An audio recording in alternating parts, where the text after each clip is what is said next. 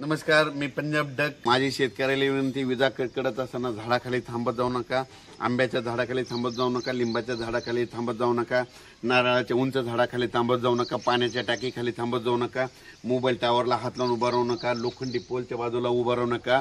या भागावर जास्त विजा चमकत्या आणि पडतात देखील. म्हणून माझी सगळ्याला विनंती, विजा कडकडायला लागल्या, आपला जो मजूर आहे, आपला जो कामगार आहे, त्यांना म्हणायचं सरळ घरी जा आणि स्वतःचा जीव वाचव. असं करून तुम्ही तुमचं विजेपासून संरक्षण करायचं. कालच आमच्या बाजूला डासाळा 13 किलोमीटर आहे, तिथे एक मुलगी कापूस लावत असताना विजा कडकडू लागल्या म्हणून ते झाडाखाली थांबल्याच्या नंतर त्यांच्या अंगावर वीज पडली आणि ती मुलगी दगावली.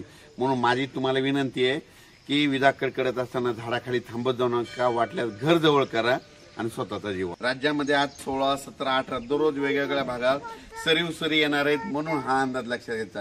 राज्यातल्या सर्व शेतकऱ्याला सांगू इच्छितो की ज्यांच्या जमिनीमध्ये ओल आहे, तुम्ही काय करा की जमिनीत पेरणीची तयारी करा. जमिनीत 1 फूट असेल तर तुम्ही पेरणीची तयारी करू शकता, म्हणून हे अंदाज लक्षात घ्यायचा.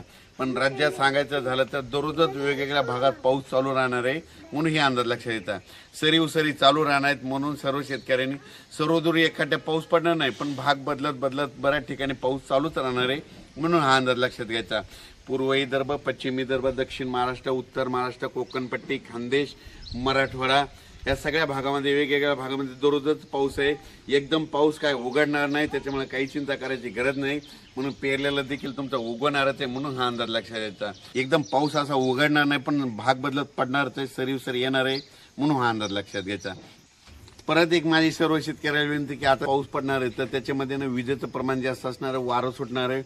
15 मे ते 30 मे दरम्यान, समजा हे वांजोळ गाव आहे, याच्या बाजूला मंठा आहे बघा, तर वांजोळ्याला पाऊस पडला 15 मे ते 30 मे दरम्यान पुनर्वसन, आणि तिकडे जर नाही पडला तर येणाऱ्या पावसाळ्यामध्ये इथं दररोज येत आहे पण त्या गावाला जातच नाही, अशी परिस्थिती दरवर्षी होते. म्हणून तुम्ही तुमचं लक्षात घ्यायचं, 15 मे ते 30 मे दरम्यान तुमच्या बाजूच्या गावाला जास्त पाऊस पडला ना, त्या गावाला जास्तच पडणार, आणि तुमच्या गावाला कमी पडला की तुम्हाला दरवेळेस सोडून देणार, म्हणून हे लक्षात घ्यायचं. मग तुम्हाला फक्त मोजकाच पाऊस पडतो.